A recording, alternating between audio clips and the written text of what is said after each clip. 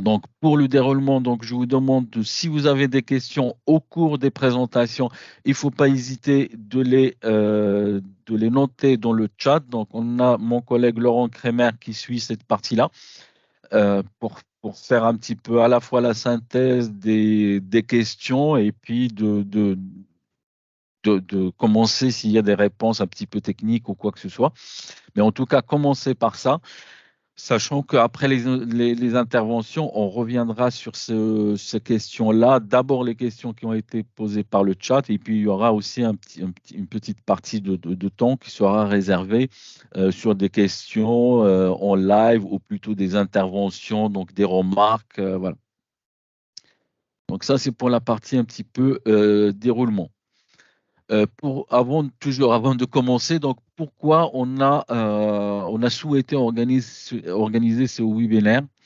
Tout simplement parce qu'on a eu pas mal de retours sur différentes thématiques, donc à la fois sur des travaux que Ritmo mène sur la qualité biologique des sols et les cycles azote-phosphore, sur des retours qu'on a eu suite à un projet CASDAR Optivase qui est l'optimisation de la fertilisation organique mais en hors sol. Donc c'est un CASDAR qui s'est terminé l'année dernière et qui concerne un petit peu exactement la même chose qu'aujourd'hui, sauf qu'on est sur des supports de culture et hors sol. Et aussi des retours et des questions qu'on a eues sur notre projet Ferticlick. Ferticlick étant un outil pour faciliter le choix des produits fertilisants, donc qui a été présenté à différentes instances, différents agriculteurs, etc. Et qui a suscité pas mal de questions. Et on s'est rendu compte finalement que la place des engrais organiques et dans la fertilisation des cultures pose encore certaines questions.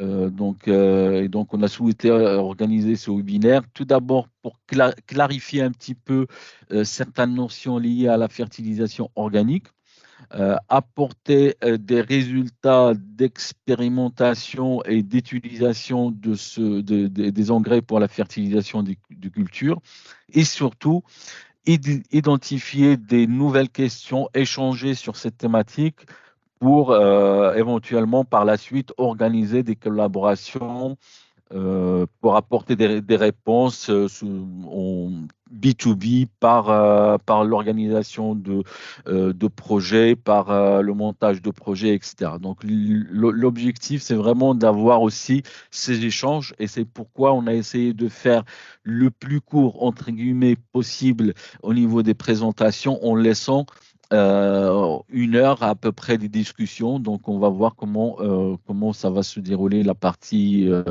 des questions-réponses. Donc, pour apporter autant que possible les réponses et surtout identifier les questions qui resteraient sans réponse. Au niveau des déroulements, donc, comme je disais tout à l'heure, ça va être en deux parties.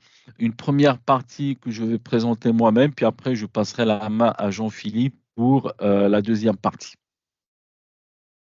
Donc, place des engrais organiques dans la fertilisation des cultures. Donc, il y a 4 points qu'on voudrait aujourd'hui aborder avec vous avant la partie questions-réponses.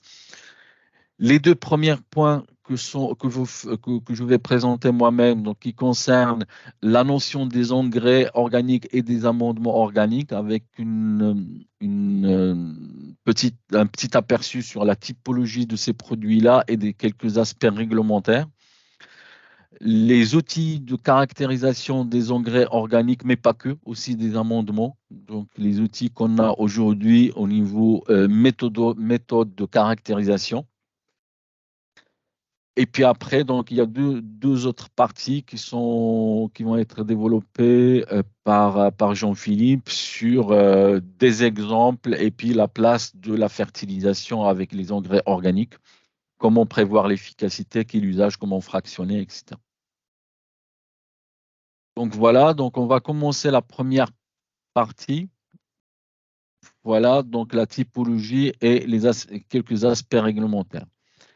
Tout d'abord, quand on parle des fertilisants organiques de manière générale, donc il faut distinguer entre deux notions qui sont vraiment, c'est important de les distinguer. La première, ce sont les amendements. Dans la classe des amendements pour le sol, donc les amendements, c'est quoi? Ce sont des produits qui sont utilisés pour entretenir et reconstituer la matière organique des sols ou améliorer les propriétés physiques, biologiques, chimiques du sol. Ce groupe-là d'amendements, donc on voit bien que même s'il y a une amélioration des propriétés chimiques, l'objectif principal n'est pas non plus de fertiliser les cultures. Donc c'est vraiment l'entretien et la qualité des sols d'abord. Et on va retrouver donc deux types de produits qui sont d'abord des amendements minéraux. Les amendements minéraux eux-mêmes peuvent être soit des amendements minéraux basiques pour l'entretien du pH du sol, soit des amendements minéraux autres que basiques, et donc qui ont de relations notamment avec la structure du sol, etc. Mais en tout cas, des amendements minéraux qui n'ont pas de relation directe avec le pH. Et le deuxième groupe, ce sont des amendements organiques. Donc là, on est vraiment sur l'apport de la matière organique au sol. Donc ça, c'est le premier groupe. À côté de ça, on va trouver les engrais. Les engrais dans la fertilisation, ben bien sûr, vous avez à droite les engrais minéraux et les engrais organominéraux. On ne va pas en parler trop aujourd'hui, mais en tout cas, ces engrais, l'objectif principal, c'est d'apporter des éléments nutritifs directement liés et utiles pour la nutrition des plantes. Donc l'objectif principal, c'est directement la plante. Ça peut se faire via le sol, mais c'est directement la plante.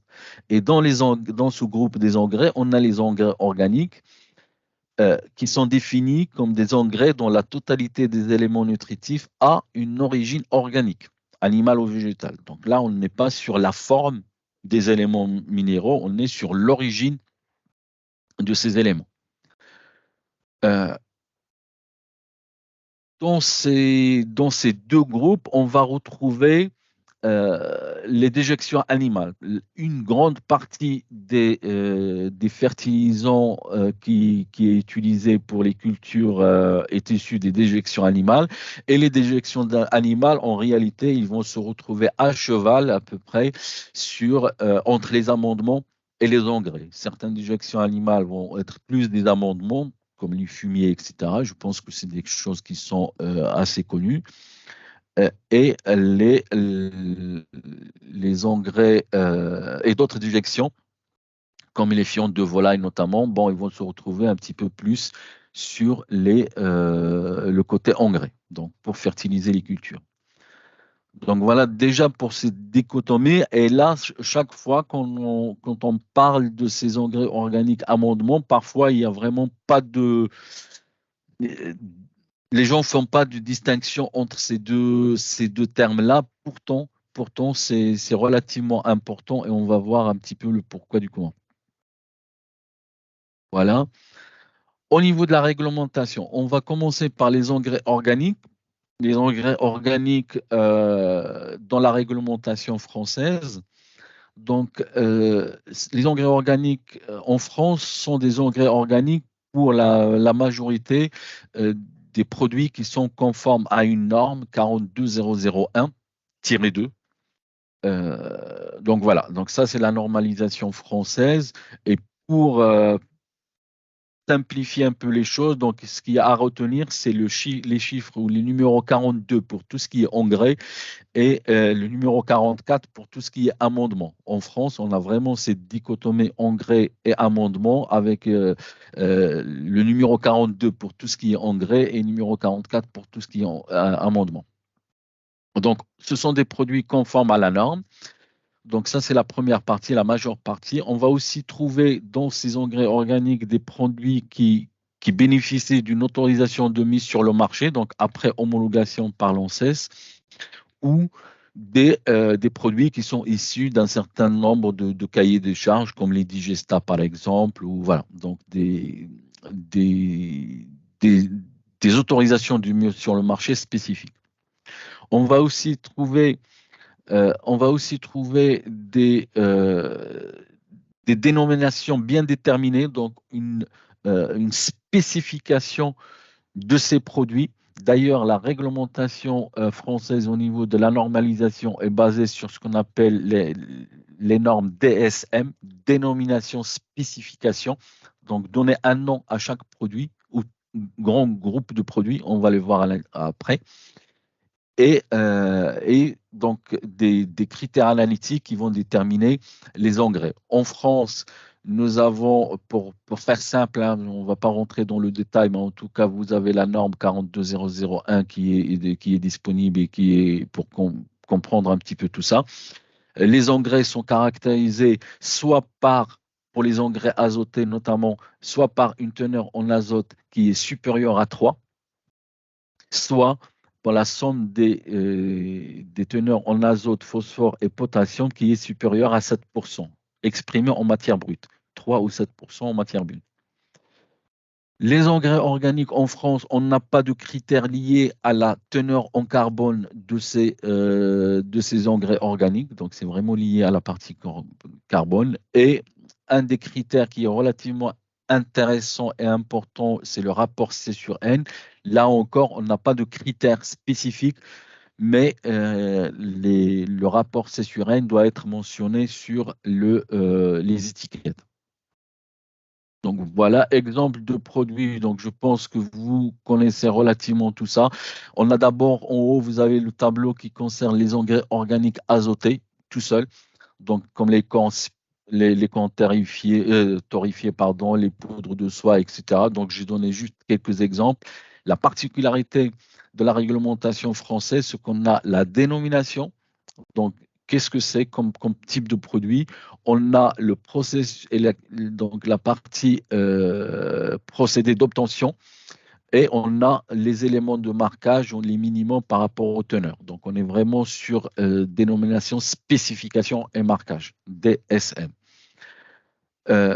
Donc ça, c'est les engrais azotés. Et puis après, on va trouver les engrais organiques NP, donc à la fois à la fois l'azote et d'autres éléments, donc comme le guano, etc. Et là, on a ce que je disais tout à l'heure, il faut que la somme soit supérieure à 7.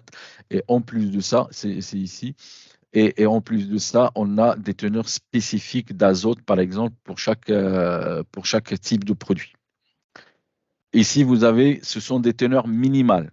Donc voilà, c'est-à-dire que grosso modo, pour donner un exemple, le guano d'oiseau marin, donc la somme de l'azote, phosphore et potassium doit être supérieure à 15% en matière brute et l'azote doit être supérieur à 4%. Donc voilà pour la typologie des engrais de la norme 42001-2. Là, j'ai donné quelques exemples. Hein, la liste est assez longue et vous pouvez consulter tout ça au niveau de la norme. Pour les amendements organiques, comme je disais tout à l'heure, les amendements, on est sur le chiffre ou le numéro 44. Donc là, pour les amendements organiques, on est sur la norme 44051. On va pareil donc trouver différents produits conformes à cette norme-là. On va trouver des produits avec des AMM spécifiques ou avec un cahier d'épandage ou des cahiers de charges spécifiques aussi, là, pareil comme les Digesta. Et de la même manière que les engrais, on va avoir des dénominations bien déterminées, DSM, dénomination, spécification et marquage, et puis des critères analytiques qui concerne toujours la matière organique. Et là, j'ai vu qu'il y avait des discussions sur le rapport C sur N, on en reviendra par la suite. Et effectivement, donc on a ce rapport C sur N qui est toujours en marquage sur les étiquettes, mais qui a pas, il n'est pas pris en compte justement dans la classification et les dénominations pour caractériser les dénominations des amendements. Au niveau des dénominations, donc c'est relativement simple. Comme vous voyez là, on va trouver tout d'abord les déjections animales avec et sans litière. Bon. Le fumier, les composts végétales, compost vert, compost de champignons. Les teneurs en matière organique sont, pour faire simple, minimum de entre 15 et 25%. Donc ça, c'est le minimum des teneurs en matière organique pour rentrer dans la catégorie des amendements organiques. Voilà. À côté de ces, à côté de cette réglementation française, donc nos deux normes 42 et 44, bon, on va avoir aussi bientôt, c'est déjà le cas depuis l'année dernière, depuis juillet de l'année dernière, des produits qui vont se retrouver sur le marché avec une conformité par rapport à l'Europe, le règlement 2019-1009. Euh, alors, qui est relativement simple. Pour les engrais organiques, on va trouver deux catégories, les solides et les liquides. Donc voilà, avec des teneurs en matière organique qui doivent être, qui sont bien spécifiques et de la même manière qu'en France, donc on a des teneurs minimales en azote, phosphore, etc. Sauf que les teneurs ne sont pas exactement les mêmes que les normes françaises. Et on va avoir aussi les engrais liquides de la même façon, donc avec des teneurs en matière organique minimale d'un côté, et puis des teneurs en éléments nutritifs NPK, pareil. Et là, c'est vraiment différent avec les normes françaises. Et puis, on va trouver les amendements organiques du sol, donc qui sont caractérisés par une définition à peu près identique qu'en France, mais là, on est sur 95% des matières doivent être d'origine biologique, donc il peut y avoir des matières qui sont introduites dans ces amendements. On a une teneur en matière sèche minimale de 20% et des teneurs en matière organique à peu près de 14%. Donc pour les amendements, donc ça va les critères. De ce fait, on va se retrouver sur le marché avec des appellations amendements organiques qui sont un petit peu légèrement différentes par rapport à ce que le produit est mis sur le marché avec une logique de conformité européenne ou une logique de conformité française. Et là, je vous ai donné un exemple par rapport à ça. On a un produit avec des caractéristiques techniques qui existent déjà sur le marché, qui est déjà vendu et qui est vendu ici. Vous voyez qu'il est vendu avec en tant qu'amendement organique 44051. Et effectivement, selon la réglementation française, c'est un produit qui est solide. La matière organique est supérieure à 20%, mais la somme des teneurs NPK est inférieure à 7%, donc il est classé dans les amendements organiques. Si on regarde la réglementation européenne, le même produit peut être étiqueté en tant qu'engrais organique cette fois-ci parce que c'est insolite, parce que la matière organique est supérieure à 15%, voilà, et parce qu'on a les teneurs qui sont respectées en termes de NPK.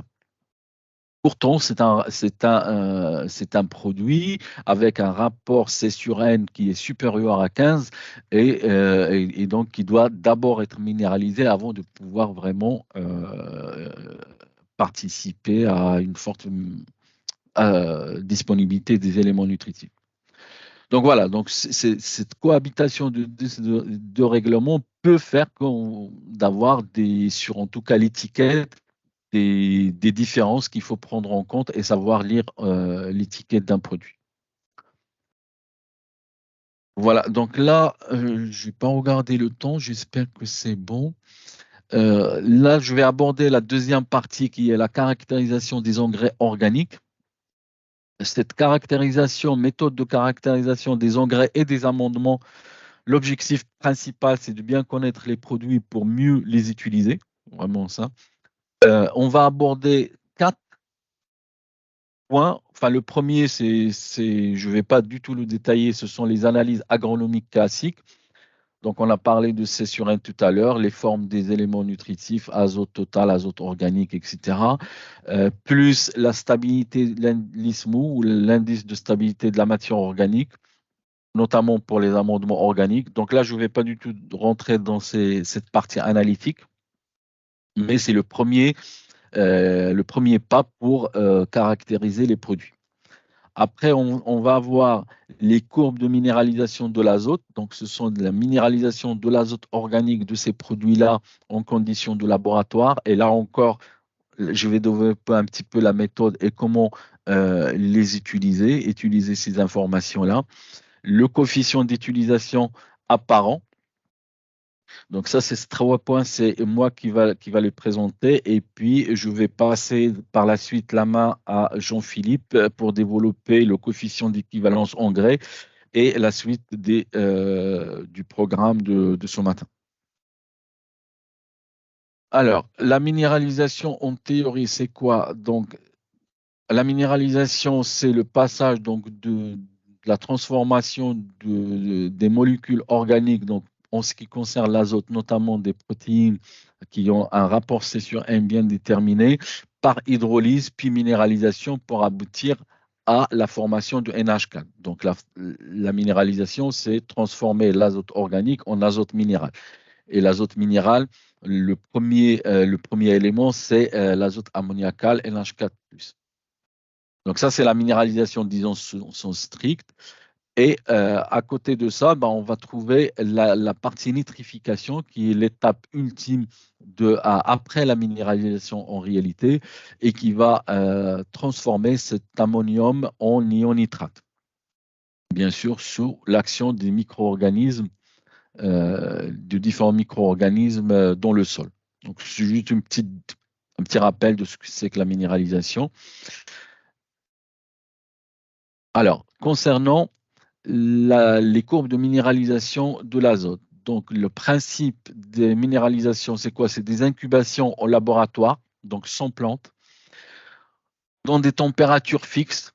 La norme française, c'est 28 degrés. Donc, on travaille avec une logique du genre normalisé. Donc, je peux revenir là-dessus dans les explications par la suite lors de la séance des questions.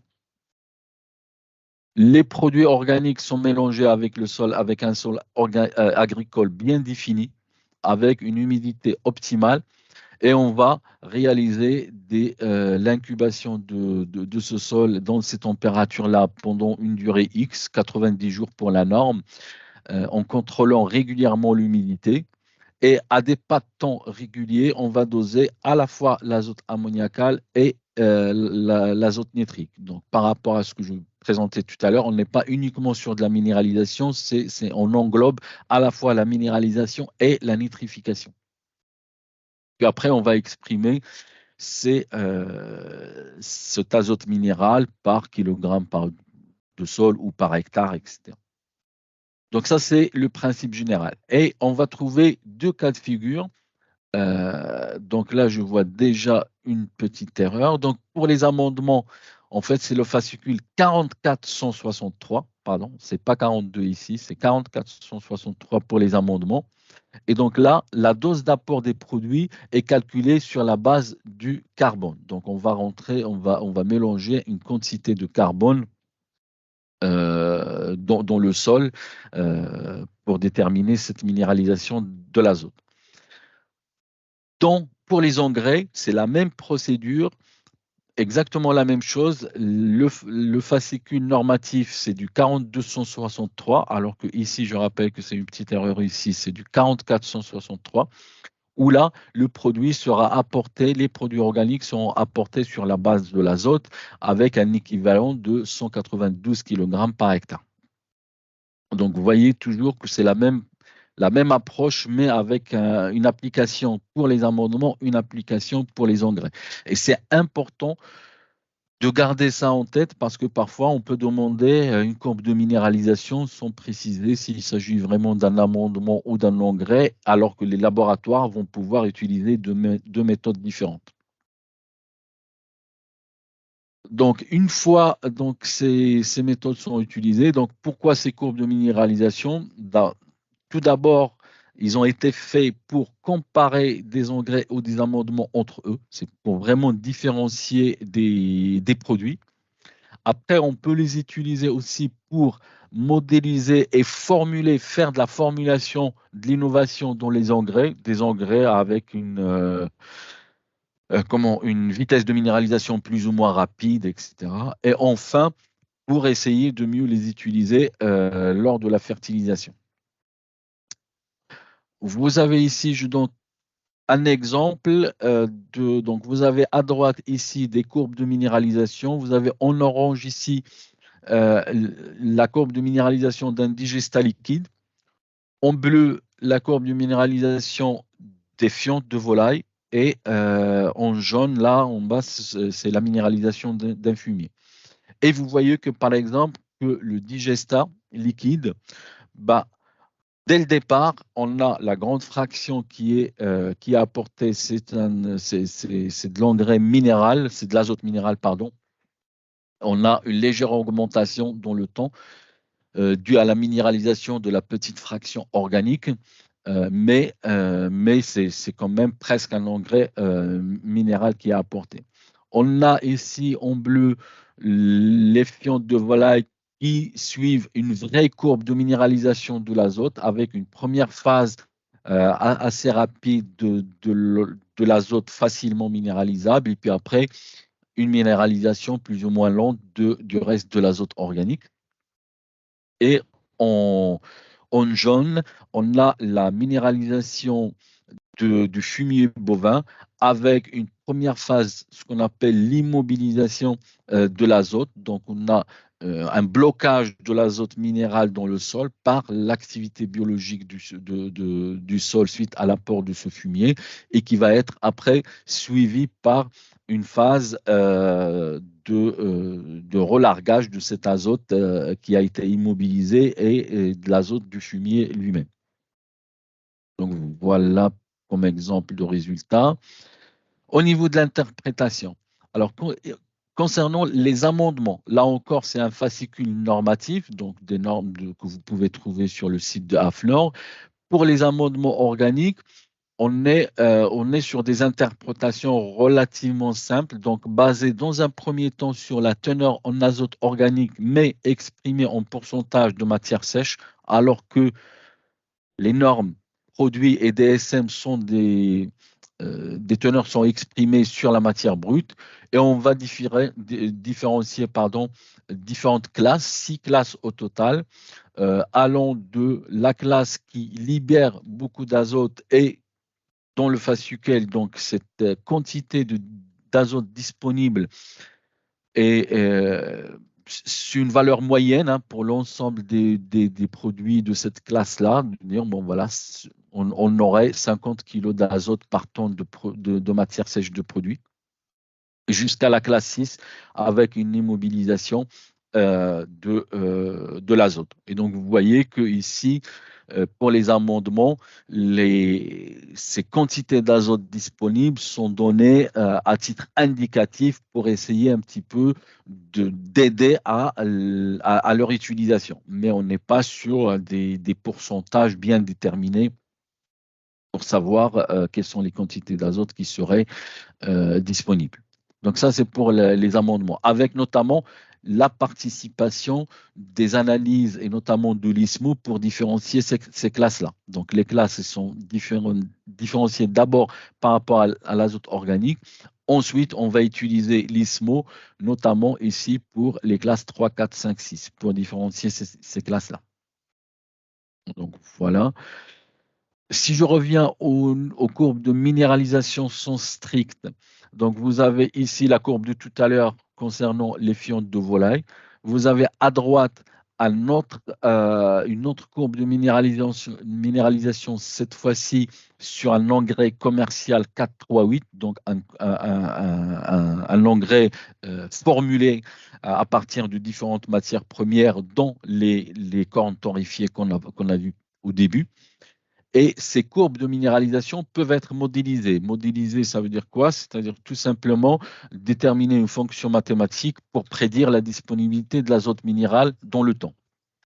Tout ça étant fait en conditions de laboratoire, donc à des temps, ce qu'on appelle les jours normalisés ici, avec différents modèles. Bon, on ne va pas rentrer dans ce détail-là, mais en tout cas, cette modélisation, écrire ce format mathématique, cette minéralisation, permet de formuler de nouveaux produits, comme vraiment ici, dans l'engrais 438. Donc, c'est un produit qui a été formulé pour avoir une allure de minéralisation donnée. Elle peut être utilisée pour mieux gérer les engrais organiques, savoir quelle va être un petit peu la vitesse de libération de l'azote pour les cultures, etc. Par contre, cette modélisation est relativement difficile à faire pour des produits à faible teneur en azote et donc des produits de type amendement. Donc là, on est vraiment sur de la modélisation. C'est pas que c'est infaisable, c'est faisable, mais c'est plus problématique. Alors que pour les vrais engrais, c'est relativement simple et peut être utilisé. Et pour mieux gérer, donc j'ai présenté ici pour finir, non pas pardon, pour finir, c'est pour cette partie de modélisation. Un exemple, vous avez ici cette courbe grise qui représente la modélisation, le modèle de libération d'un engrais organique, conditions de laboratoire. Vous avez en noir ici les prévisions de prélèvement de l'azote par une culture de maïs en fonction de la température. Là j'ai fait une simulation sur les prélèvements donc, de l'azote dans la région bordelaise à partir de la température de 2022. Voilà. Et j'ai fait une simulation en vert pour l'apport de ce produit organique là, à différentes dates. Voilà. Et on voit que par exemple que c'est l'apport au J40, J140 pardon, jour julien, qui va faire que on va avoir une libération de l'azote de cet engrais-là qui va coller à peu près au cycle, aux besoins de prélèvement de l'azote. Et si on avait apporté ce produit-là 3 semaines avant ou 3 semaines plus tard, ben on va pas avoir cette coïncidence et on ne va pas valoriser l'azote organique. Donc voilà, là c'est encore c'est des utilisations potentielles de ces courbes de minéralisation qui sont aussi reprises dans différents outils d'aide à la décision par rapport à la fertilisation. Et pour finir ma partie, donc, je vais parler du coefficient apparent d'utilisation. Donc, le coefficient apparent d'utilisation, c'est quoi? C'est la fraction des éléments nutritifs, azote ou phosphore, etc., d'un fertilisant, minéral ou organique d'ailleurs, qui est absorbé par la culture. Ce CAU, donc, il peut être déterminé par des essais au champ et en conditions contrôlées. Il nécessite bien sûr la mesure des exportations des éléments nutritifs par la culture. Peut être déterminé à différentes doses d'apport d'azote, ne nécessite pas d'engrais de référence comme le serait le coefficient d'équivalence engrais dont Jean-Philippe va parler tout à l'heure. Donc voilà. Et on a donné quelques exemples. Voilà, à titre d'exemple, hein, le coefficient d'utilisation même des engrais minéraux, urée, ammonitrate, peut varier de 50 à presque 100% selon les conditions d'application, les doses d'application, etc. Pour un super triple phosphate de 15 à 60%. Donc voilà, ça c'est la notion du coefficient apparent d'utilisation qu'on va aussi utiliser donc pour caractériser un engrais et savoir comment il peut se comporter en présence d'une culture. Le principe de la mesure, là je donne le cas pour le phosphore et pour les essais en vase de végétation, donc en conditions contrôlées pour faire simple. Donc des cultures de raie gras en pot, un sol agricole plus les engrais à différentes doses d'apport. Là, dans l'exemple que je donne, on compare quand même avec un engrais minéral, donc du TSP pour le cas du phosphore. Voilà. Et les mesures sont relativement simples, c'est les exportations en éléments nutritifs. Voilà. On mesure les biomasses, puis les analyse et on calcule les exportations. Et le coefficient d'utilisation apparent, bah, il est donné par cette formule-là. Donc, c'est tout simplement le surplus d'éléments exportés par la plante divisé par la quantité de l'élément apporté. En termes de résultats, bah, on va se retrouver avec, voilà, ici à gauche, vous avez les matières sèches. Pour le témoin, d'un côté, l'engrais organique apporté à 50 unités de P à l'hectare, l'engrais organique apporté à 100 unités à l'hectare, de phosphore toujours, et puis la référence qui est le super triple phosphate apporté à la fois à 50 et 100 unités. Les biomasses. Euh, on va analyser chaque partie, on va déterminer les quantités du phosphore exporté et on va pouvoir comparer ici dans le tableau l'engrais organique avec le super triple phosphate à différentes doses différentes doses de phosphore apportées. Et on va trouver donc le coefficient apparent d'utilisation, on va un pourcentage, donc 10,4%, ça veut dire qu'à 50 kg d'azote pour l'engrais organique, ben, il y a 10% du phosphore apporté qui a été vraiment exporté par la plante. Pour le TSP, à cette même dose, on est à 37%. Donc voilà. Et à partir de là, les CAU peuvent être donc utilisés pour caractériser, différencier différents engrais organiques et regarder derrière comment on peut les utiliser pour les cultures. Donc voilà pour ma partie où j'ai essayé de brosser un petit peu les aspects réglementaires et les aspects, disons, théoriques sur la caractérisation des produits. Et Jean-Philippe donc, peut prendre la main par la suite sur l'approche traditionnelle et le coefficient équivalent engrais et la suite des programmes. J'arrête mon partage, Jean-Philippe, et Oui, tout à tu... fait. OK. Alors, arrêtez le partage.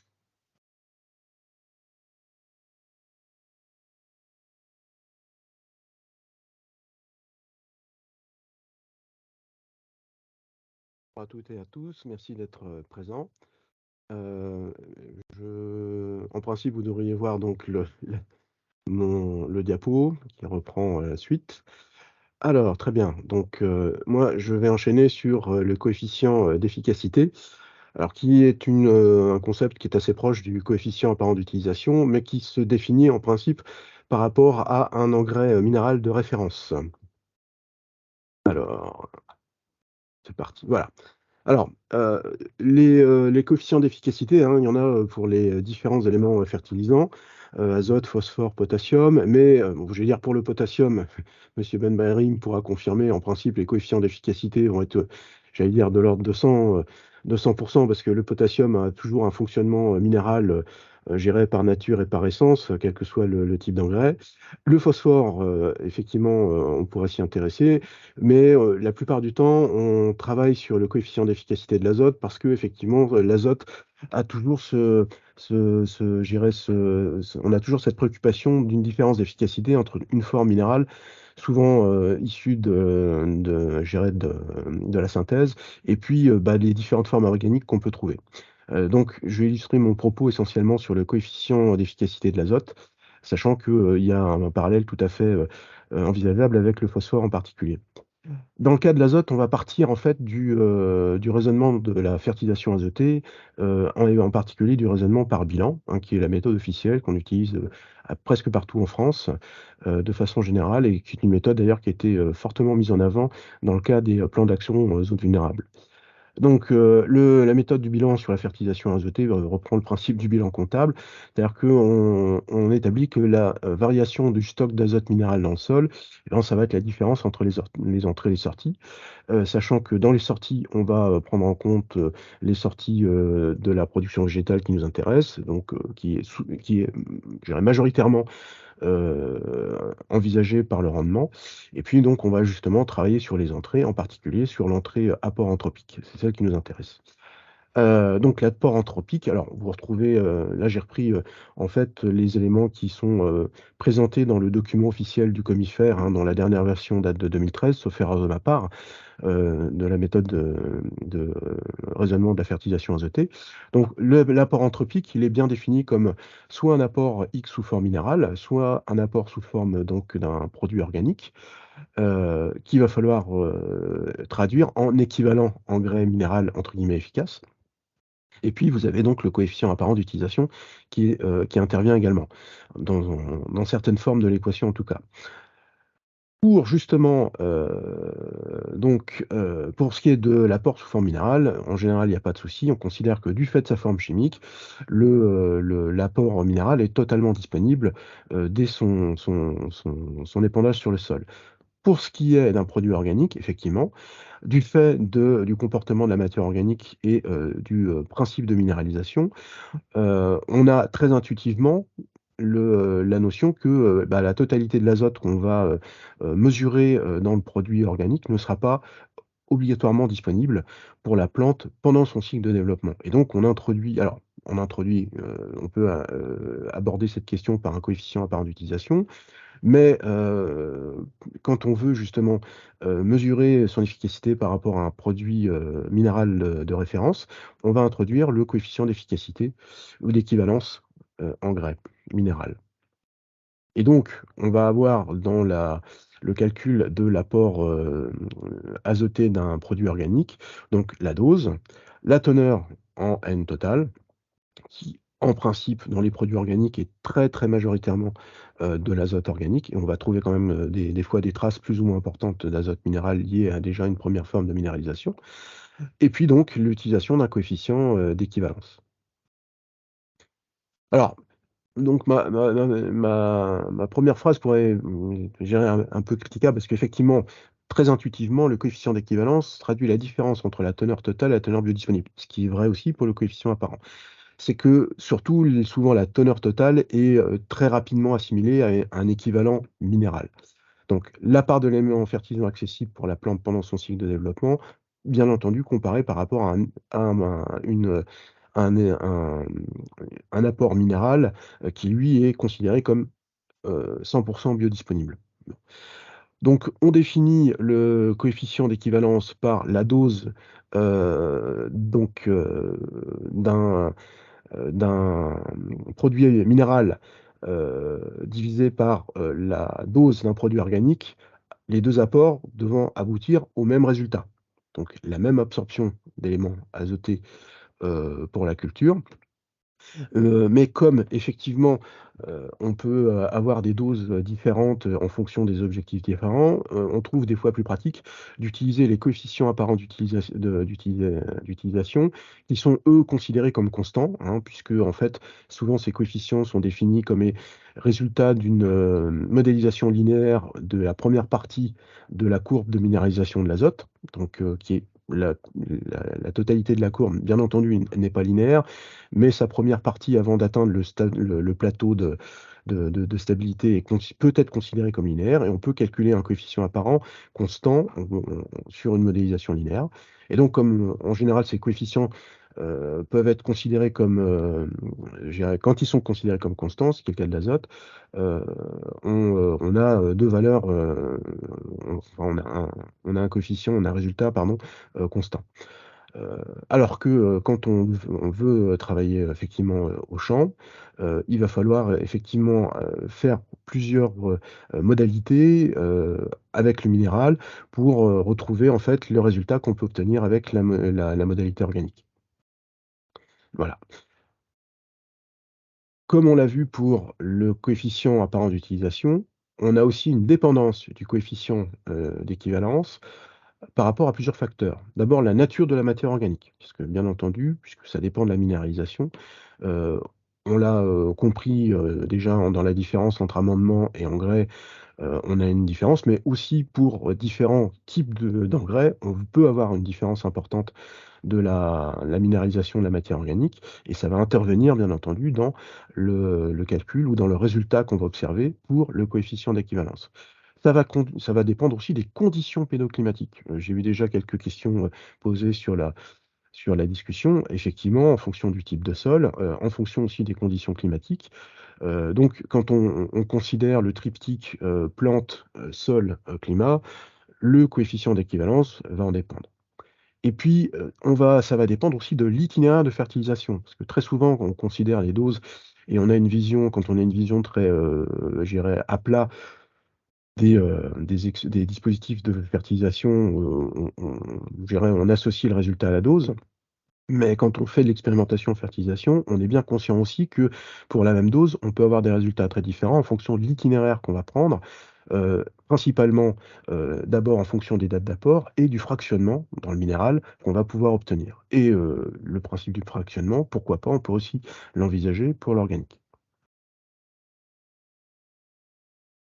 Alors là, donc, si alors, ce que je vous ai expliqué précédemment, ça peut aussi s'appliquer au phosphore. Si je prends le cas du coefficient d'équivalence spécifiquement pour l'azote, on a un élément conceptuel de variabilité supplémentaire. Puisque, en fait, dans le cadre de raisonnement prévisionnelle de la fertilisation azotée, je vous l'ai dit tout à l'heure, on utilise une méthode dite du bilan et donc on va aussi avoir 2 expressions du coefficient d'équivalence en fonction de la date et de la place de l'apport du produit organique par rapport à l'ouverture du bilan prévisionnel. Donc, traditionnellement, dans la bibliographie, notamment dans le guide Comifère, vous allez trouver, en référence des valeurs de, coefficient d'équivalence, qui sont dites du cycle. C'est-à-dire qu'en fait, on mesure et on envisage l'effet azoté à l'échelle du cycle entier de la culture. Donc c'est l'apport d'azote qui est minéralisé depuis l'épandage jusqu'à la fin du cycle de la plante.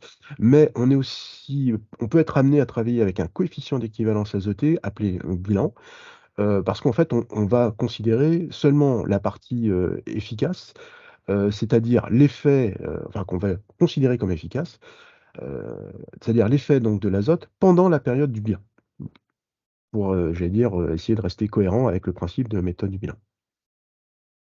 Donc là, vous avez une illustration. Donc là, vous avez l'expression d'un coefficient, d'équivalence pour un apport dit hors bilan, c'est-à-dire un apport de produit organique qui va se faire avant l'ouverture du bilan. Alors, pourquoi avant l'ouverture du bilan? Parce que très traditionnellement, la coutume souvent, c'est, de considérer que l'ouverture du bilan se fait en sortie hiver, donc, en général, à partir de février. Parce qu'effectivement, quand on regarde les différents cycles de plantes culturales, d'ailleurs quel que soit leur niveau d'implantation, on part du principe que, la période d'absorption intense de l'azote, c'est, sortie hiver, début de printemps jusque, on va dire fin de printemps, début d'été. Heu, alors évidemment, on va avoir des variations, plus ou moins enfin importantes, entre un cycle de culture d'hiver ou un cycle de culture de printemps.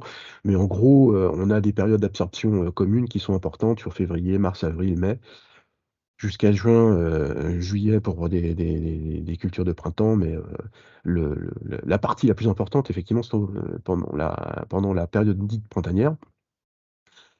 Et donc, on a très traditionnellement une considération d'ouverture du bilan en sortie d'hiver. Bien. Donc là, dans un apport dit, hors bilan, avec donc, l'épandage du produit organique, bien avant l'ouverture du bilan, on voit bien qu'on a en fait le, le coefficient d'équivalence calculé, obtenu pour le cycle qui va en fait correspondre à l'essentiel de la minéralisation de l'azote. Par contre, le coefficient d'équivalence azoté du bilan, va prendre en compte la partie de la minéralisation qui, se fait à partir de l'ouverture du bilan. Voilà. Bien entendu, si, sur un autre diagramme, si j'avais mis un apport de pro, après l'ouverture du bilan, dans ces cas-là, on a une équivalence, on a une égalité entre les 2 formes de coefficient d'équivalence. C'est-à-dire que le coefficient d'équivalence azoté du cycle correspond aussi au coefficient d'équivalence du bilan. Vous avez quelques valeurs ici que vous trouvez dans le document, la brochure Comifère, quelques valeurs de coefficient d'équivalence, hein. Donc, alors j'ai repris effectivement, bon, le fumier de bovin parce que c'est un produit assez classique. J'ai pris, aussi, un produit donc fiente de volaille, avec litière ou fiente de volaille sans litière. Alors déjà ça vous montre les différents coefficients d'équivalence qu'on peut trouver en fonction de la forme de la typologie du produit.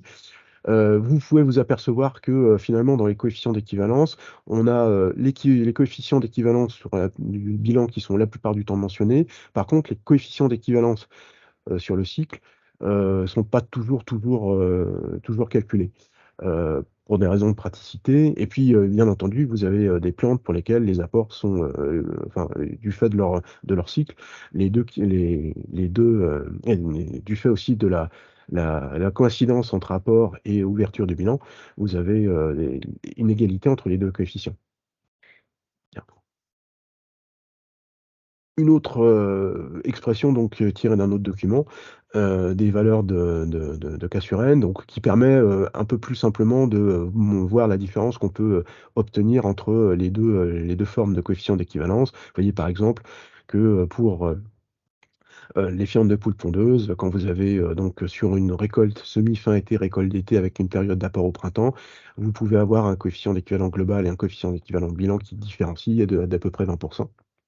Bien. Des fois, vous avez des variations un peu plus importantes, Alors là, on fait apparaître, oui, c'est aussi de l'ordre de 20% quand vous prenez les cultures semi-printemps, avec un apport automne, pour une récolte d'automne. Donc voilà. Vous pouvez voir aussi, alors ce qui est intéressant, c'est de voir que vous avez aussi quelques variations sur le même type de produit, mais en fonction de l'origine. Puisque là, après, donc ce sont des valeurs qui sont issues du travail d'un RMT élevage et environnement, donc avec les différents instituts techniques qui participent. A priori, donc, au champ, on a pu observer des variations, si on a des fientes de poules pondeuses non bio, si on a des fientes de poules pondeuses en cage, très très possible liées, enfin, il est très possible que ce soit lié effectivement au type de conduite de l'atelier d'élevage. On peut avoir quelques variations. Vous trouverez dans le document donc les 2 références bibliographiques qui peuvent vous intéresser, où vous retrouvez la totalité des valeurs. Donc voilà pour le coefficient d'équivalence. Alors, à partir de là, puisqu'on a parlé donc de 2 outils, de 2 indicateurs d'appréciation donc, de l'efficacité des produits organiques, en particulier sur l'azote, on peut rentrer un peu plus dans la question des protocoles et dans l'étude justement de l'intérêt à l'application au champ de ces produits.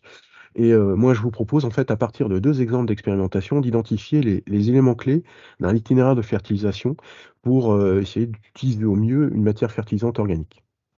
Alors effectivement, pourquoi cette cette proposition? Parce que, avec le nouveau règlement européen dont monsieur, Ben Brahim vous a fait une présentation assez synthétique, on devrait voir apparaître de plus en plus de produits, de type organique ou organominéraux et donc qui sont pas obligatoirement très connus. Monsieur Ben Brahim vous a parlé, de produits comme la corne torréfiée, la poudre de sang et cetera. Ce sont des produits qui sont déjà assez anciens en termes d'identification et de dénomination, mais donc finalement l'utilisation reste encore, à l'échelle, je dirais, à l'échelle, nationale, relativement anecdotique. Ce sont plutôt des produits, qui sont utilisés dans des, marchés de niche. Et donc finalement, on n'a pas obligatoirement énormément de références, heu, notamment en grande culture, de ces produits-là. Par contre, le règlement européen pousse à, l'utilisation de produits de type organique ou organominéraux issus du recyclage et je pense que tous les conseillers chambres qui ont travaillé à un moment donné dans leur carrière pour une mission, de suivi du recyclage, des effluents organiques, que ce soit des effluents d'origine, hors agricole ou des effluents agricoles, savent que, effectivement, le l'utilisation des produits organiques ne répond pas au même principe que les produits minéraux. C'est un peu plus complexe et on n'a pas encore beaucoup l'habitude d'utiliser ces produits, je dirais en substitution, plus ou moins complète des produits minéraux. Donc, en particulier, je pars d'un essai, qui a été conduit en 2020, qui comprenant des fientes de volailles déshydratées. Donc c'est un essai, assez classique, conduit, au sein d'un groupement de développement agricole en partenariat avec un projet européen, donc Nutriman, qui est un projet européen, qui s'est, terminé il y a 2 ans et qui, heu donc propose une plateforme internet avec, la mise en ligne de fiches d'information, en anglais ou en français, en différentes langues européennes, présentant des produits justement, fertilisants donc toujours dans l'optique, du règlement européen. Et donc cet essai, on a testé l'efficacité, d'un fertilisant organique qui est déjà normalisé, les fientes de volaille déshydratées, donc quelque chose qui n'est pas innovant par, la production, mais pour lesquels on n'avait pas beaucoup, en tout cas localement de références. Donc alors, vous m'excuserez, il y a des éléments dans la présentation qui sont en anglais parce que je les ai extraits justement des rapports qui ont été faits dans le cadre du projet européen. Donc là, vous voyez qu'on a travaillé en fait sur ce dispositif avec un mélange de variétés de blé, blé tendre d'hiver, avec donc un objectif, de rendement à 65 quintaux par hectare et donc la dose, prévisionnelle 264 unités d'azote à l'hectare. Donc il y a au total, comme vous pouvez le voir, hein, donc c'est un essai classique en microparcelles, 13 modalités qui avaient été, envisagées. Donc il y a une modalité T-0, contrôle, des 10 modalités avec donc les différents types d'itinéraires conçus pour de l'urée. Et puis 2 modalités avec un produit organique, donc les fientes de volaille déshydratées, alors en anglais l'acronyme c'est DPD, et puis un produit du marché de nature organo-minérale. Bien. Donc vous avez la composition du produit, donc on retrouve des éléments, des teneurs qui sont relativement caractéristiques de ces produits organiques, hein, donc une teneur en matière brute, donc d'azote total de 4-6 teneur en phosphore presque de 3 et en potassium de 3 Ce qui vous explique, hein, que dans la norme, ce type de produit soit classé dans les engrais composés avec des apports azote, phosphore, voire azote, phosphore, potassium. Et puis donc, au cours de cet essai, on a fait un suivi par télédétection pour avoir des informations au cours du développement de la plante. Donc vous voyez, hein, au 13 mars, au 23 avril, au 7 mai, effectivement, il s'agit là je dirais de cartes faites avec un indice NDVI, donc un indice télédétection qui permet de suivre le développement de la densité de biomasse végétale au sol. Et plus ça tire vers le bleu, plus ça veut dire que la densité est importante. Donc au fur et à mesure, vous voyez effectivement, en fonction des modalités testées, j'allais dire le développement de la plante, et puis donc au 7 mai, où on est quasiment en fin d'essai, vous avez effectivement, alors vous voyez très bien au 7 mai les 4 répétitions de la modalité T-0, modalité de contrôle, hein, c'est les 4 bandes les plus blanches, et puis vous voyez, il y a quelques petites variations en fonction des modalités. Et vers le haut, vous avez les 2 modalités organiques et organo-minérales, donc qui suivent, en tout cas en termes de développement végétal, qui suivent à peu près la tendance des autres modalités, ce qui est plutôt bien. Et puis donc dans le tableau, vous trouvez les résultats. Donc vous trouvez donc pour l'urée, alors à la même dose, hein, donc pour l'urée, en moyenne de rendement, on est à 67 quintaux, en 38 quintaux pour les fientes de volaille déshydratées, et puis donc le témoin, on est à 21. Donc, bon, je vous passe les détails sur le taux protéique ou sur les poids de 1000 grains. Mais par contre, effectivement, le constat sur cet essai, c'est qu'à dose égale, les fientes de volaille sont moins efficaces que l'urée pour ce protocole. Elles ont quand même un effet fertilisant par rapport au témoin, mais clairement, on a une efficacité moins importante que l'urée pour ce protocole. Et donc, suite en fait au résultat de cet essai, je rentre déjà un petit peu dans la dernière partie sur la modélisation. L'idée a été d'essayer de comprendre, de savoir pourquoi on avait une telle différence donc entre je dirais, toujours dans cette idée d'équivalence engrais. Pourquoi est-ce qu'on pouvait avoir une telle différence entre l'engrais de référence urée et puis donc la modalité fiente de volaille déshydratée. Et donc, moi, j'ai utilisé le modèle donc, qui est développé par l'INRA, qui s'appelle STIX, dont je reviendrai tout à l'heure, avec des simulations pour reproduire les résultats du T-0, donc la modalité T1, l'urée, la modalité T4, et puis fiente de volaille déshydratée, sachant qu'on est à la même dose, hein, pour l'urée et pour les fientes de volaille déshydratées.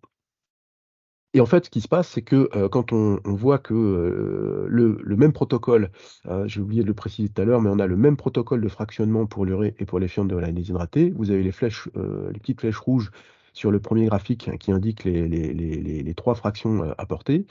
Et bien effectivement, donc sur le premier graphique qui présente en fait les besoins et les prélèvements, surtout alors en bleu, vous avez les besoins théoriques de la plante, hein, qui sont identifiés en kilos d'azote par hectare et par jour. Et puis donc vous avez les prélèvements évalués par le modèle selon différentes modalités. Donc avec le témoin, les fientes de volaille et l'urée, eh bien, on s'aperçoit qu'effectivement, par rapport aux besoins de la plante, en fait, à chaque fois, on a une différence de disponibilité de l'azote entre les 3 formes, avec effectivement la disponibilité moins importante pour le contrôle, hein, la courbe avec les petits carrés orange, déjà un peu plus importante, mais encore entre guillemets un peu faible pour les fientes de volaille déshydratées, et puis la courbe la plus importante en jaune, c'est l'apport de l'urée.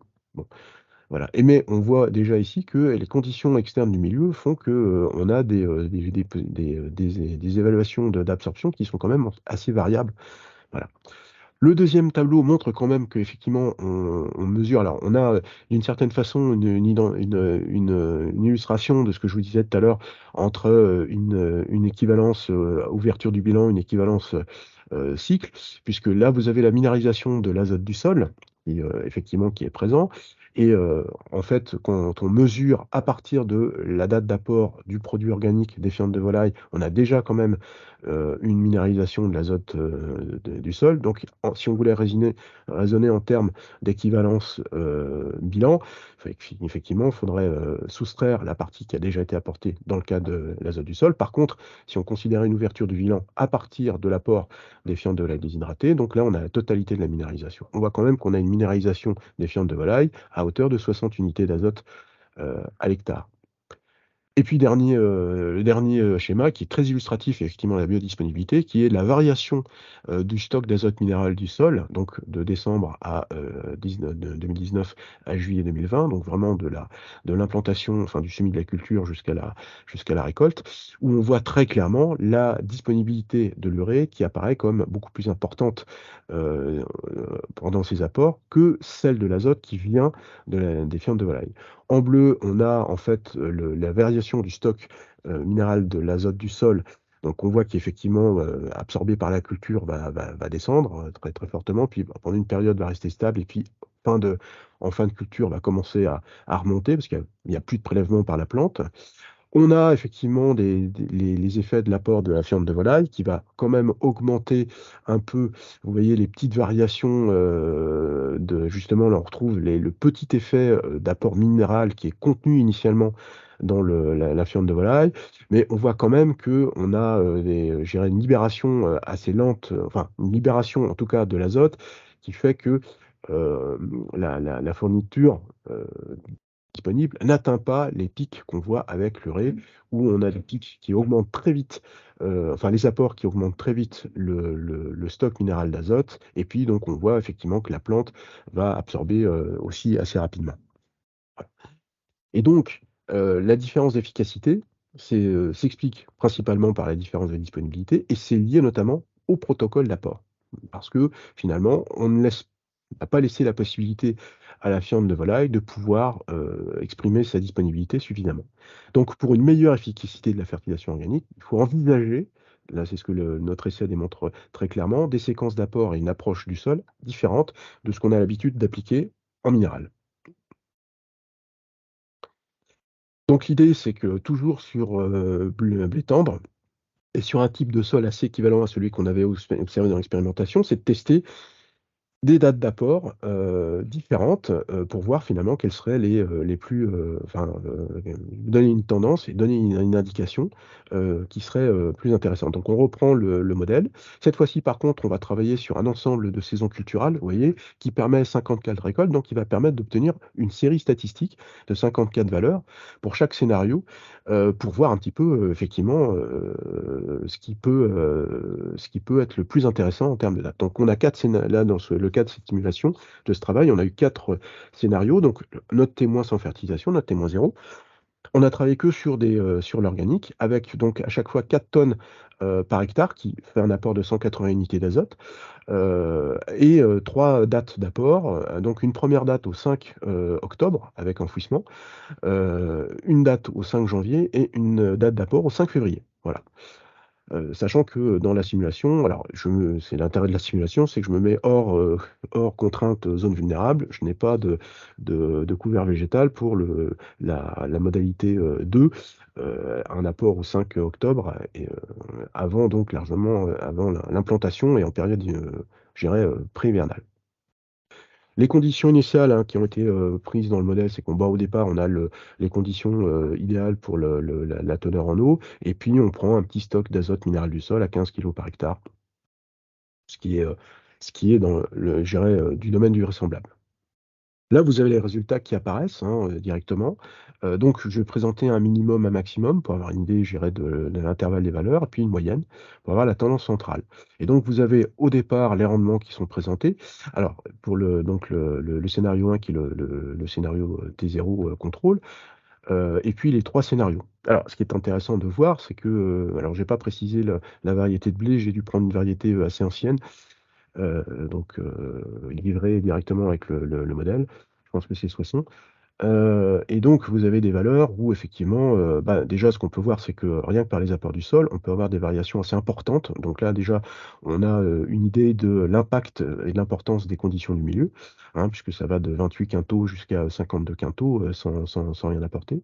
Et puis, vous avez donc l'effet, avec quand même un effet fertilisant de l'apport des fientes, donc de l'ordre de 50 à 53 quintaux en moyenne, avec des variations qui peuvent être assez importantes aussi liées aux conditions climatiques, puisqu'on va de 3 quintaux, 31 quintaux à 68 ou 72 quintaux, rien que par les variations climatiques.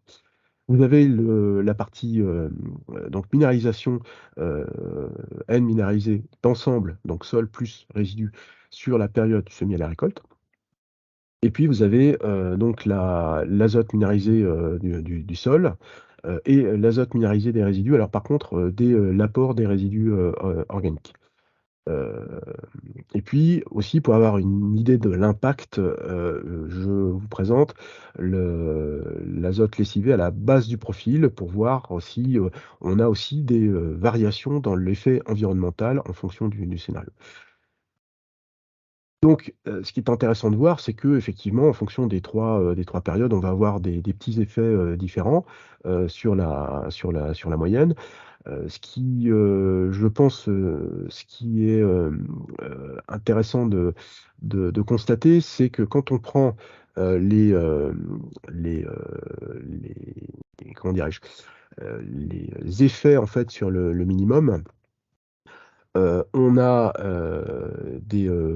alors attendez que je vous raconte pas de sottises. Oui, quand on regarde au niveau de la minéralisation, notamment la minéralisation des résidus, on s'aperçoit en fait que on a des effets annuels.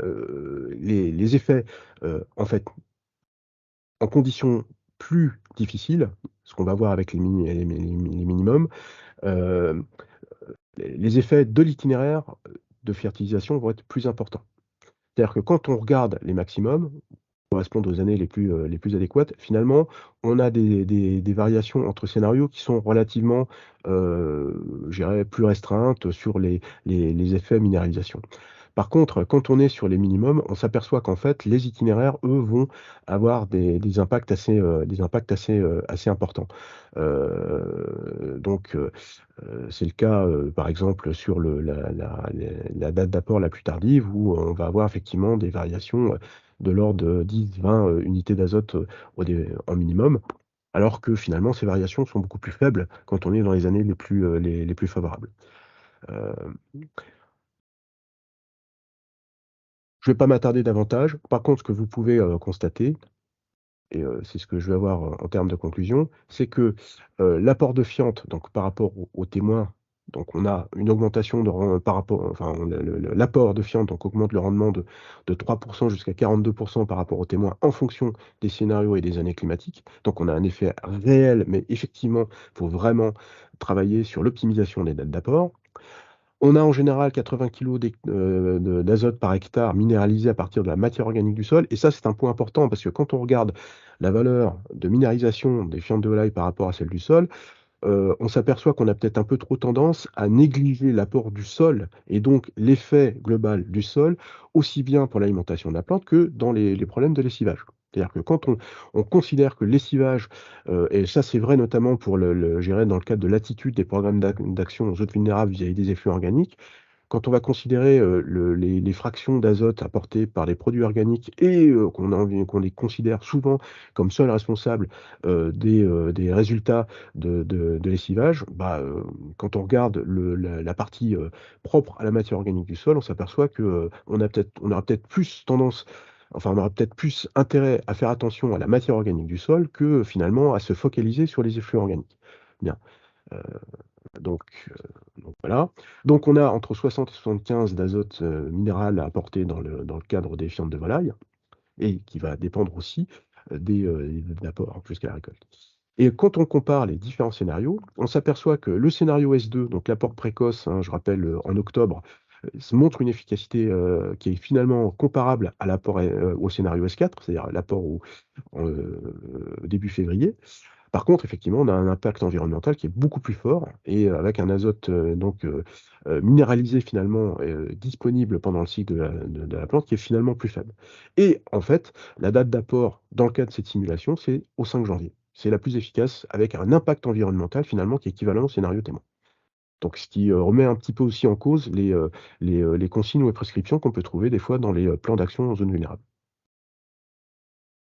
Et donc, ce travail, finalement, nous a aidés dans un essai suivant, donc en 2022, où on a repris les fientes de volaille. On les a comparées d'ailleurs à un tourteau. Donc cette fois-ci, on a été un peu plus loin. On a eu 2 modalités, purement organiques, donc les fientes de volaille et le tourteau.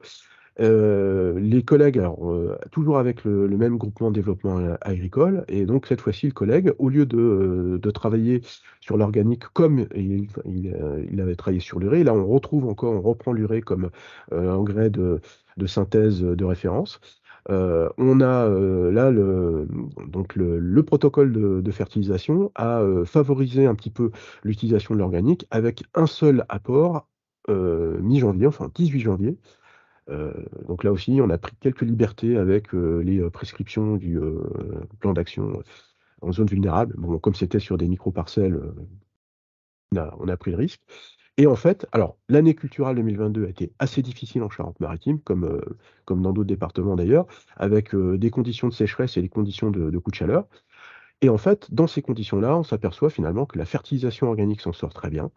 Alors qu'elle avait pu être jugée un peu décevante dans l'essai donc 2020. En 2022, quand on prend la modalité urée la plus efficace, donc à 68, on va dire à presque 69 quintaux à l'hectare, on s'aperçoit que les deux modalités organiques, notamment celle de fiente de volaille, on est à 64 et 65 quintaux.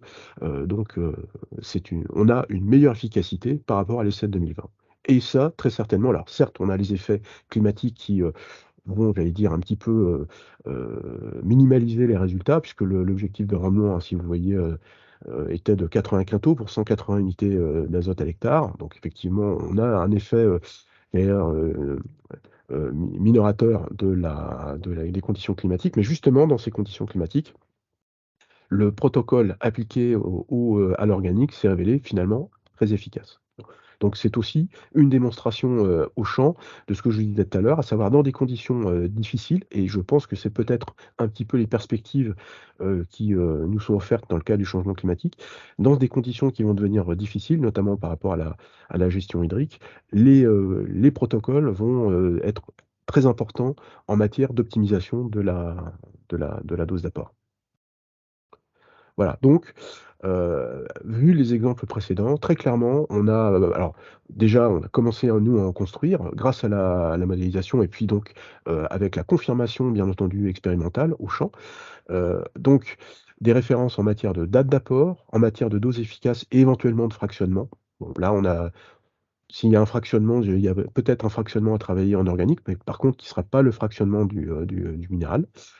La répartition des effets sur la succession culturelle, parce que par contre, ce qu'on va avoir à travailler sur l'organique, c'est aussi le fait d'avoir ce qu'on appelait avant des arrière-effets, mais c'est-à-dire des accumulations de matière organique et donc une modification de la fertilité organique enfin, de la fertilité du sol. Et puis, le travail du sol et les sensibilités aux conditions du milieu, notamment aux caractéristiques du sol. Donc, à partir des protocoles expérimentaux, bien entendu, et des démonstrations, mais si on peut les préparer avec des outils de simulation, ce sera quand même, bien mieux parce qu'on évitera peut-être, certaines voies sans issue. Donc ce qui me permet d'enchaîner, et je vais essayer d'en terminer, rapidement avec la notion de modélisation. Donc comment prévoir l'efficacité des engrais organiques? Effectivement, pour éviter, parce que plus on a de facteurs et plus on veut tester de modalités, plus les conditions expérimentales deviennent compliquées, lourdes, et des fois on n'a pas obligatoirement ni les moyens en temps, ni les moyens en personne, ni les moyens en argent, de conduire toutes les modalités qu'on voudrait. Et donc la modélisation peut être une réponse adaptée pour justement optimiser aussi nos protocoles d'expérimentation. Alors, la modélisation, donc dont l'objectif global est d'évaluer l'effet de la fertilisation. En fait, c'est une approche mécaniste. On décrit les mécaniques et on reproduit les mécanismes du développement des couverts végétaux, donc par de la modélisation mathématique et puis même plus sophistiquée. Et c'est une forme récente d'approche de quantitatif de la gestion de la fertilisation. Hein, puisque jusqu'à présent, on travaillait beaucoup avec les résultats, les références des expérimentations. C'est d'ailleurs ces résultats, ces références qui ont permis de développer les modèles et qui ont permis la modélisation. Et puis maintenant, il y a un retour, je dirais, un retour des choses où on pourrait justement optimiser nos expérimentations grâce à la modélisation. Donc, on a les premiers modèles de transfert qui apparaissent, en particulier aux États-Unis dans les années 80, puis avec un fort développement à partir des années 90. Là, je vous cite quelques cas de modèles donc, hein, qui ne sont pas tous équivalents, puisqu'il y en a certains qui insistent plutôt sur certains paramètres ou certaines conditions du milieu. CRS, vous avez DAISY. Alors moi, je sais que j'ai un peu étudié DAISY, puisque dans le cadre d'un projet européen qui s'appelle Nature to Cycle, c'est ce modèle qui est utilisé par l'Université de Copenhague. Effectivement, c'est un modèle qui a été mis au point par l'Université de Copenhague et qui travaille notamment beaucoup sur les conditions je dirais d'alimentation hydrique des sols. Vous avez Cropsys, etc. Et puis en France, donc, on cite notamment deux modèles, donc Styx, qui se développe depuis 1996, et puis un peu plus récemment, Azodine, qui travaille effectivement, comme son nom l'indique, en particulier sur l'azote. Donc moi, je travaille avec Styx, parce que en fait, c'est un modèle qui est né en 96 et qui continue toujours de se développer, de se perfectionner. Donc il a déjà une certaine ancienneté, donc il a déjà une certaine robustesse. Je ne critiquerai pas Zodine parce que je ne connais pas, mais en tout cas, personnellement, je trouve Styx très intéressant. Donc Styx reproduit en fait le fonctionnement donc d'un système couvert végétal sol. Alors dans le sol, la partie colonisée par les racines, avec un ensemble de variables climatiques. Et donc c'est un modèle qui travaille au pas de temps journalier et en reproduisant donc le fonctionnement carboné des plantes avec le rayonnement intercepté et puis la répartition de la biomasse je dirais, les différents secteurs de la plante selon des principes d'équilibre entre sources et puits. Voilà. Alors, j'insiste un petit peu, l'idée finalement de travailler avec le modèle, alors je vous en ai déjà parlé sur les XP, mais au départ, on a eu vraiment ce besoin dans le cas aussi d'une autre opération de démonstration conduite également dans le projet européen de Nutriman, où on voulait étudier donc les effets d'un compost, cette fois-ci, donc on était plutôt sur l'amendement organique, d'un fumier de bovins et d'équins, avec donc ajout d'algues marines dans la composition de ce compost. Produit fait par une exploitation agricole en bio, en agriculture bio, donc utilisable en agriculture biologique, ce qui n'est pas si courant que ça. Et donc on a à l'analyse des caractéristiques assez classiques hein, d'un amendement organique avec effectivement des taux de présence élémentaire qui sont souvent inférieurs à 1%. Hein. Donc on est effectivement dans le cas de l'amendement organique. Mais on voulait quand même essayer de travailler, voir si on avait un effet fertilisant dès la première année d'apport. Bon, et voir un peu si on avait quand même un peu ce que monsieur Ben Brahim a montré tout à l'heure hein, dans les principes d'étude de la cinétique de minéralisation de l'azote. Même chez les amendements organiques, on peut observer certains effets. Donc on voulait voir ça. Alors bien sûr, comme contrainte, c'est que c'est un produit, un amendement organique avec des teneurs assez faibles. Donc si on veut voir un effet, il faut des quantités assez fortes. En général, d'ailleurs, qui sont pas du tout du domaine d'utilisation des amendements organiques. Et puis là, en l'occurrence, bon, on travaille avec l'agriculteur qui est d'accord pour une opération de démonstration, mais vu l'utilisation de la parcelle, on n'avait pas monté un dispositif expérimental classique en micro-parcelle. Donc on a opté pour un dispositif avec des bandes entre guillemets démonstratives. Donc là, vous voyez le principe de la démonstration. Donc on est sur une parcelle de marais dans la zone du marais Poitevin. C'est du marais qu'on appelle asséché, c'est-à-dire que c'est des parcelles qui ont été donc drainées, avec quand même la présence d'eau, puisque vous avez des canaux un peu partout, hein, vous le voyez sur l'extrait du scan. Donc vous avez, alors c'est une culture de maïs biologique en sec, et là la particularité c'est que sur la parcelle, au départ, l'exploitant ne prévoyait aucun apport fertilisant, donc il voulait travailler avec la fertilité naturelle du sol.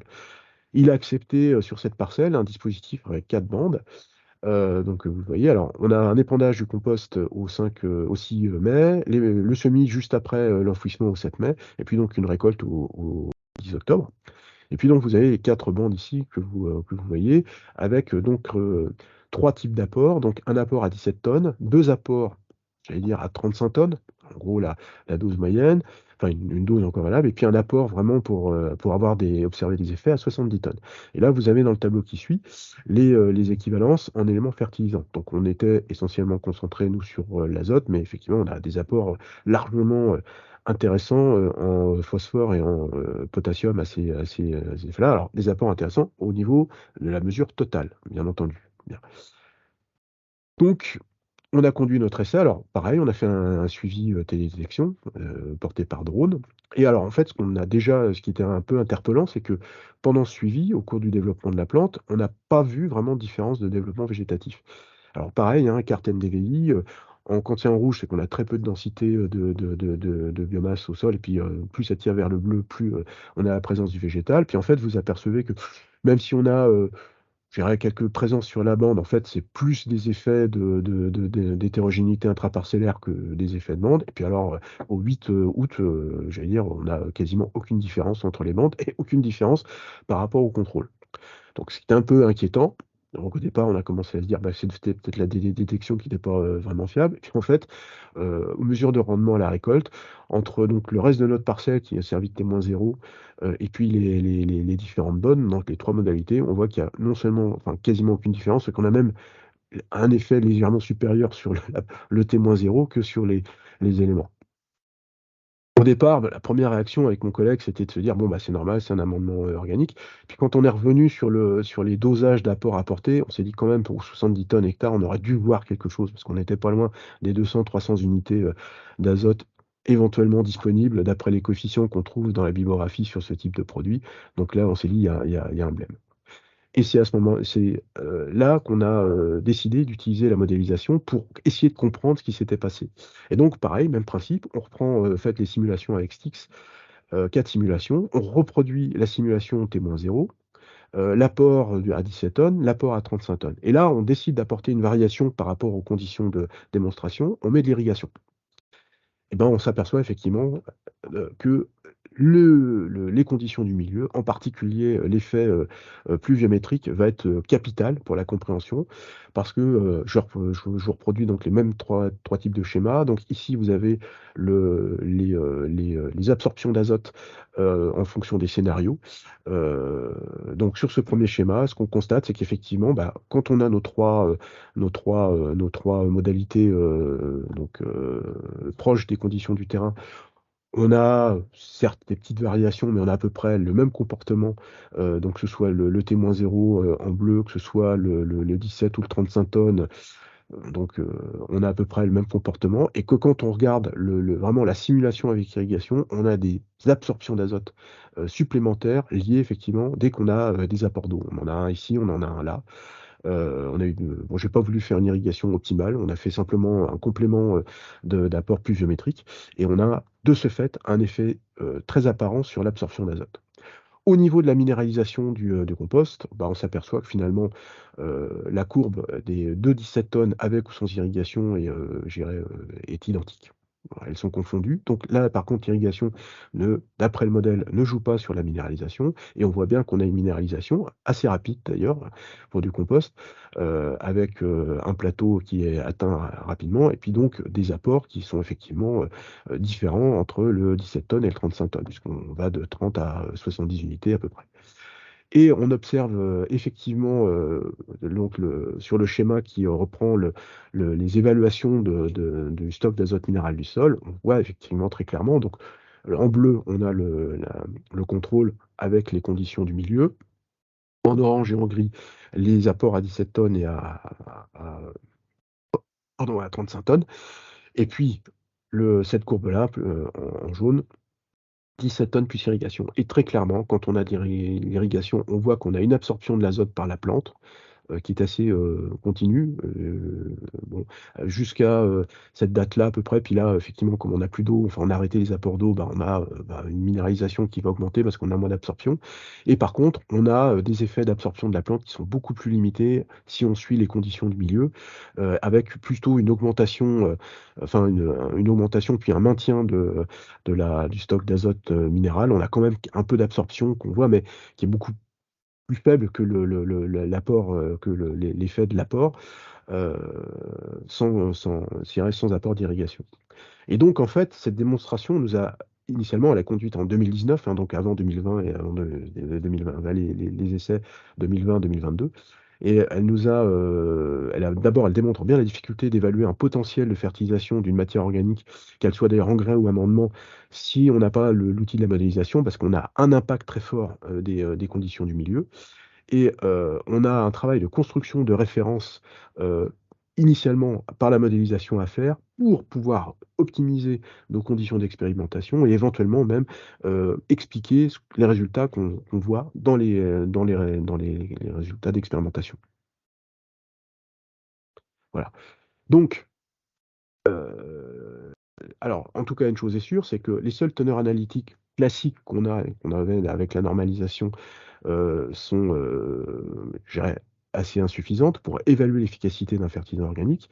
Donc les autres outils analytiques pour la caractérisation, notamment pour une meilleure appréciation de la minéralisation, donc monsieur, Ben Amraïm vous a présenté notamment les protocoles de minéralisation. Il faut aussi penser autrement les itinéraires de fertilisation avec je dirais notamment pour les protocoles d'essai, mais aussi pour leurs applications en réel. Et puis, je pense qu'il faut s'intéresser de plus en plus aux outils de modélisation pour préparer des références et pour orienter les protocoles d'essai. Voilà, je vous remercie de votre attention, j'espère pas avoir été trop long.